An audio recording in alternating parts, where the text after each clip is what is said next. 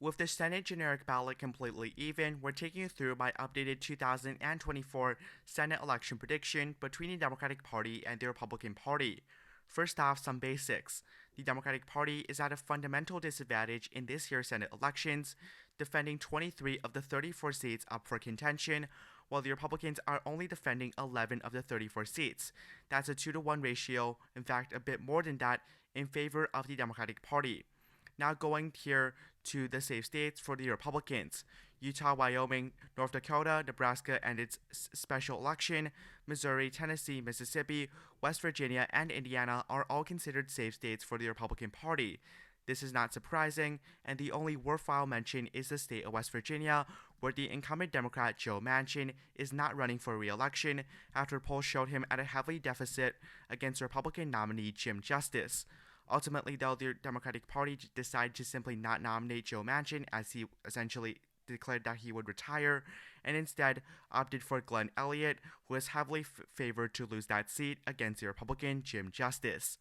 Now going to Democratic Party's safe seats. First off, in the states of Washington, California, Hawaii, Maryland, Delaware, Connecticut, Rhode Island, Massachusetts, Vermont, New York, and the state of Maine.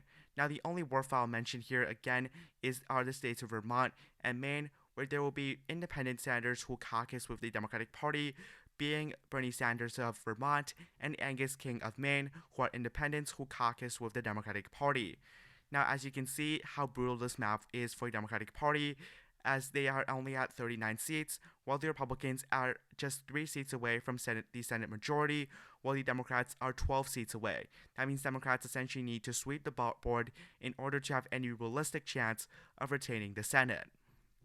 Now, they will retain 2 of their own seats here. In the states of Virginia, I do have that as likely Republican, because although Hung Kao is not a bad candidate against Tim Kaine, Kao still trails by about 12% according to some of the more recent polls, and I think that that is relatively accurate. I think that he'll lose the state to Tim Kaine by roughly about 10 points.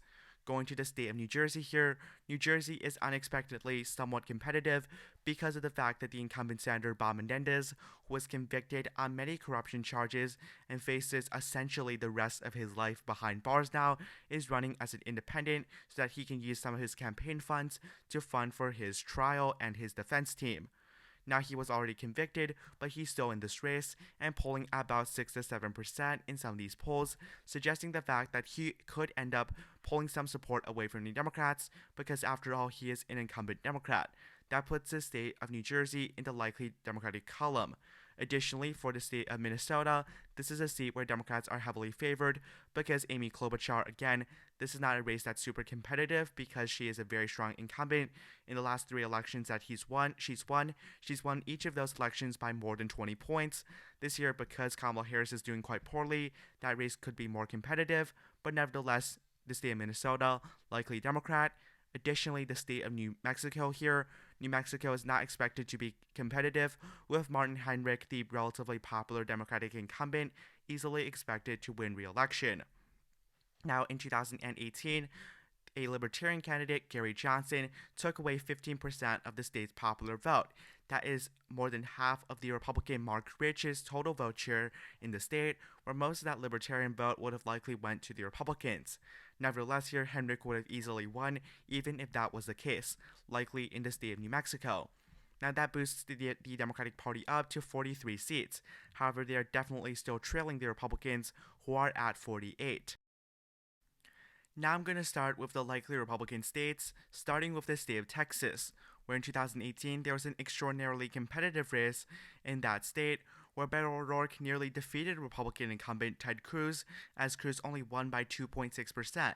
This was in part due to Cruz being a weak candidate and Beto O'Rourke being a quote-unquote once-in-a-generation candidate, where Beto did better than Joe Biden did in 2020 in many of the suburban areas like Williamson County and Tarrant County, while simultaneously matched Hillary Clinton's numbers in the Rio Grande Valley, something Joe Biden was not able to accomplish in 2020. Nevertheless, here in this election, where Ted Cruz this time around will face Democratic Congressman Colin Allred, I believe that this is essentially a likely Republican state because Colin Allred just simply is not Beto O'Rourke in 2018, and the generic ballot this time around is far worse than it was back in 2018 for the Democratic Party. In 2018, Democrats won the generic ballot in the House by 8. This time, again, it's essentially a dead heat. So Texas likely for the Republican Party. Now going to the state of Florida, where Democrats have had really disastrous results in recent electoral history. For example, in 2022, Republican incumbent Senator Marco Rubio defeated Democrat Val Demings by 17 points. This is remarkably concerning for Democrats because essentially in the 21st century, no Republican or Democrat has won the state by more than 7 points on a presidential election map, and in 2022, this margin was 17 points. What we see is that a lot of Hispanic voters are trending away from the Democratic Party, especially in a county like Miami-Dade, which voted for Hillary Clinton by like a 2-1 margin and only voted for Biden by 9. It voted for Marco Rubio also by 9 back in 2022. This is certainly a likely state, if not a safe state, for Republican incumbent Rick Scott. Now we go to the 7 toss-up races, which will truly decide Senate control. Republicans are already guaranteed 50 seats, which means that they only need one more for the majority, or they need the vice president. At this point, I do believe that the Republicans will win the presidential election, which again all but guarantees that the Republican Party will win the Senate. Now, first off, let's go to the state of Montana, where we see the most vulnerable Democratic incumbent out of any state, being the state of Montana. In the state of Montana right now, Republican challenger Tim Sheary leads Democrat Jon Tester by 4.1%. Tester is a tried and tested candidate, but he's not someone who I expect will win re-election. This is because of a couple of things. First off, this is a deeply Republican state, where we saw in 2020 that Joe Biden lost the state to Donald Trump by 16.4%. And in 2024, I expect the state's margin to be even wider for Donald Trump, especially in the rural areas. Furthermore, in 2018, where we actually saw that, again, the incumbent Jon Tester actually won re-election, he only won by 3.5% in a generic ballot that was D+8. This time round, though, the generic ballot is even, which means if we shift this race by 8%, this would equal a easy victory for the Republican Party. Additionally, polarization is something that has become increasingly significant. When Tester won in 2006 in his first election, it was in a blue wave year. 2012, we saw far less polarization than was in 2020 or 2024. In 2018, where he won a third re-election, what we saw again was in a very blue environment where polarization is still not as strong as it is in this election season. Where we saw that polarization is so significant, Jon Tester is unlikely to hold on, especially because of the fact that he's never won re-election or a single election by more than 5%. Although he's a pretty impressive incumbent, it simply would not be enough. Right now, I have the state of Montana in the lean Republican column. Now, before we continue, more than 98% of you are not subscribed.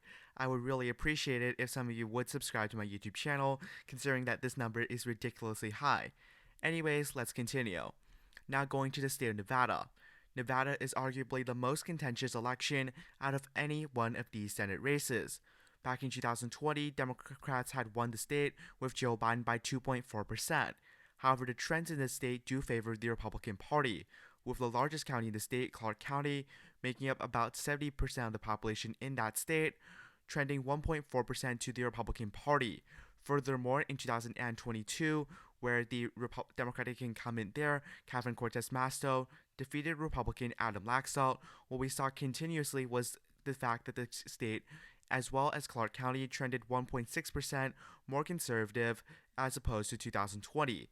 That is partially because of the fact that Democrats have been lacking in terms of the Hispanic vote. Now, if we look at the Trump versus Harris polling in Nevada right now, what we see is that Trump generally has a slight lead over Kamala Harris, ranging from about 10 points to Harris in one poll leading by 2, with an aggregate of 2.5% in favor of Donald Trump.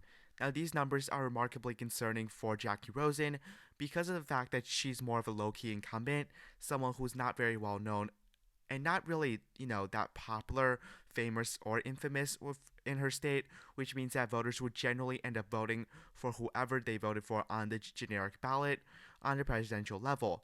However, she's also someone who is relatively more popular. This one is definitely a 50-50 for me, but right now I'm giving the narrowest of all advantages to Republican Sam Brown. If I could have put this as a toss-up, I would have. Nevertheless, here in Nevada right now, tilt for the Republican Party until I see more evidence that Jackie Rosen is significantly outperforming Kamala Harris. Now going to the state of Arizona, where Democratic Congressman Ruben Gallego holds a modest lead over Republican Kari Lake in much of the polling. Gallego leads from anywhere between 7 to Lake leading by 1% in one of these polls. So this is still a very competitive race, especially considering although that Gallego has a 4% lead, that Harris on the same ballot trails Donald Trump by 3.4%, which would be roughly a 7.5% split ballot, which is something that I do not expect will actually happen in the general election, where we see that both parties will see people join their own camps, and I think that the split ticket will be still closer to 5%. But that's still good news for Gallego because he's essentially going to be running 5 points ahead of Kamala Harris. Now, we saw in 2022 was that Kari Lake, this is not her first time running for a statewide office, and she lost to Katie Hobbs, a Democrat who was criticized for quote-unquote being in her basement and not really running a very effective or very active or engaged campaign. Nevertheless, here Kari Lake still lost to Katie Hobbs, and Hobbs was essentially a pretty abysmal candidate for this governor's race, and yet Kari Lake, someone who was coming in as the favored according to polling, still ended up coming short by several points. Furthermore, the state of Arizona has been for the last around 4 years quite hostile towards Republican candidates. Joe Biden won the state over Donald Trump in 2020. Right in 2022, Arizona's Democratic Senator Mark Kelly got reelected by a surprisingly wide 5% margin, and we've generally seen that Republicans have not done super well in the state of Arizona in the past couple of elections, and therefore right now I'm still going to give narrow edge here to Democrat Ruben Gallego, who I think his popularity will end up decreasing in the state after voters know more about him as a progressive, but nevertheless right now, Ruben Gallego is projected to be the favored. Now going to the state of Wisconsin with a very popular Democratic incumbent, Tammy Baldwin. If you look at the polling right now for the state of Wisconsin, Democratic incumbent Tammy Baldwin maintains a 7% lead over the Republican candidate, despite the fact on the same ballot again, we're seeing that Harris is slightly trailing Donald Trump. That's again roughly about a 7.5% split ticket. Now back in 2018, Tammy Baldwin did quite well in her Senate election, defeating the Republican candidate by almost 11 percentage points. What we saw is that Tammy Baldwin was able to do very well with the working class voters. What we saw was that she did very well in Ron Kind's former district. For example, Crawford County, I'm just going to pick a random county. This is a county that voted for Tammy Baldwin by almost 18%. On the same ballot, though, this was also a county that voted for Donald Trump just 2 years later by 8%. So Tammy Baldwin has some pretty significant working class appeal. Additionally, she was someone who did quite well with the Democratic turnout in Milwaukee, quite well with the Democratic turnout in Dane County, and she was definitely able to narrow down some of the Republican margins in the rural areas. Now, she did not do as well in the wild counties, where we saw that despite the fact that she outran Joe Biden by more than 10 in the state, she actually did worse than Joe Biden in the wild counties, which could be a slight warning sign. But nevertheless, here Tammy Baldwin, I do expect will easily win re-election, not by as good of a margin as she did back in 2018, but still by around 4 to 5 points, which would be considered a lean margin, and it could move into likely. Right now, I definitely have Tammy Baldwin favored in this race. Now, before we continue, I actually forgot about the state of Maryland, where there's a semi-competitive Senate race between Democrat Angela Alsobrooks and Republican Larry Hogan. Now, previously, I thought that Hogan actually had a shot after polling suggested he was significantly ahead of Angela Alsobrooks. However, the most recent 2 polls have shown Alsobrooks with a pretty commanding advantage, and what we generally see is that these, popular candidates, they're generally overestimated in polling, and by election day, what we see is that they consistently lose their races, and Republicans have kind of withdrawn most of their funding in this race. I don't think many Republicans at this point have great confidence in Larry Hogan, and I do stand by this safe characterization. I believe that Maryland will go to the Democratic Party by between 12 and 15%, which is a safe margin. Now going to the state of Michigan right now.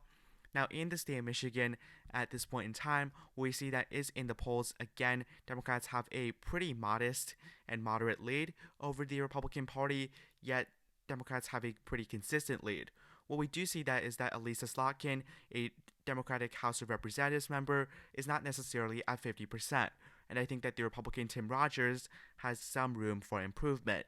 Nevertheless, at this point in time, based on the fact that although I do believe that Harris is going to lose this presidential race in the state of Michigan, when all is said and done, Democratic Senate candidates in this election seem to consistently overperform the presidential nominee, in this case Kamala Harris.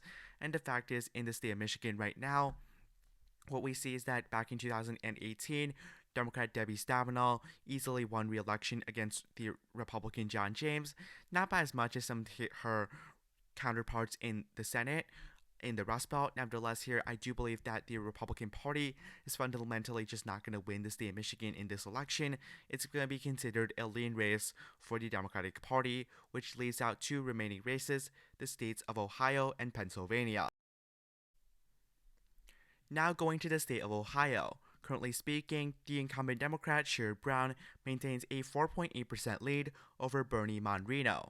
Now, if we look at the Ohio primary results back in 2024, what we saw was that Bernie Monrino won his primary comfortably in the Republican primary. However, rumors and speculation have essentially arose saying that many Democrats actually voted for Monrino so that he was going to be the one to oppose Sherrod Brown, and many Democrats perceived him as a lesser threat compared to Matt Dolan, who may have actually won the Senate race if it wasn't for that influx of Democrats. However, that being said, although Brown is leading in the polling, I do believe that Monrino has a pretty good chance of winning the state because of one single reason. Essentially, all of the undecided voters right now are people who have voted for Donald Trump in 2016 and 2020. Trump is essentially polling at like 51-52% against Harris at 41-42%. Essentially, all of these undecided voters are voters that will decide that they will back Trump in November. And generally, if they're undecided now, they're probably going to tip the scales and they're going to be like, although I think Brown is a pretty decent guy, I'm still going to end up voting for my guy, which is Bernie Monrino. And that's the problem that Sherrod Brown's going to face. Also, what we generally see is that there's a reduced number of split-ticket voting right now, which makes it more difficult for Brown. Additionally, in 2022, what we saw was that there was a pretty good Democratic candidate comparatively, Tim Ryan, who ran against J.D. Vance, who is now Trump's running mate, and someone who was perceived as a pretty weak candidate in this race. Well, guess what? J.D. Vance easily defeated Tim Ryan by 6.2%. That's only 2 points worse than Trump's performance there in 2020, which was considered by many measures phenomenal. So right now, I have to say advantage Bernie Monrino for that because of the fact that really candidate quality is mattering less and less, and simple partisanship of the state is mattering more and more. Additionally, back in 2018, where Sherrod Brown defeated Republican James B. Renacci, who actually opposed Mike DeWine in the 2022 governor's primary and lost. Well, although Sherrod Brown won by nearly 7% in this election, the Republican Party essentially gave up in the state because they believed that they had no chance of actually winning. And although Sherrod Brown did very well in many of the working class areas, for example, he won Mahoning by 21%, while Joe Biden and Tim Ryan, both of them couldn't even win the county, what we're seeing is that Republicans didn't put any effort. There was a poll that was conducted in autumn showing that Renacci was down 15 points against Brown, and Republicans gave up. They didn't fund any money essentially into the state and didn't really give it much of a fight. And even then, what we saw was that this state was not even in the key states list, while in reality, the state was still pretty competitive at the end of the day compared to what many people had expected. And I think given the partisanship, given the change of generic ballot, this was a D+8 generic ballot. Now it's a toss-up generic ballot. We're looking at this. Sherrod Brown won by 7. If every state trended by 8 points to have the same generic ballot as is predicted in 2024, guess what? Sherrod Brown would lose. And I have to say right now, I'm going to give the advantage here to Bernie Monrino by a lead margin just because of the fact that I'm pretty doubtful of this vote splitting phenomenon. Now finally going to the state of Pennsylvania. The incumbent Bob Casey maintains a 8.1% advantage over Republican Dave McCormick. Casey has consistently led in the state, and that's not very surprising. Bob Casey is essentially an institution in his home state. Back in 2018, he was able to win re-election by a comfortable 13% margin. It was not competitive at all, and Republicans again gave up in the state. Now this time for a good cause. Bob Casey was never going to lose. He has ran for, I believe, a statewide office 5 separate times. In 4 separate incidents, he had won by double digits. In one case, he won by more than 20%, and even his closest election, he still dominated by a 8% victory. And I really think that Dave McCormick, although he is more moderate, someone who could appeal to some of these voters here in some of the suburbs, for example, in Chester County, for example, in Delaware County, where he could shrink up some of the margins. What we saw in the 2022 Senate race was that there was a lot of Republican bleeding in some of the rural areas without a very strong, some type of Trump type of conservative. And what we also see is that in 2020, again, Bob Casey is someone who is extremely strong in the suburbs, someone who is extremely strong in the rurals. For example, we're just going to take, let's say, Washington County, for example.